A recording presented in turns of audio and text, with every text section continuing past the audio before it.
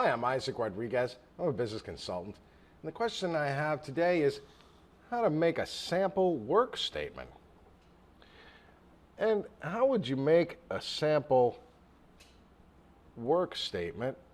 Would start with breaking down what it is that you do and have a clear understanding of what it is that you do, and secondly, how you do it, because that is unique to your particular process and the way you apply yourself to your work.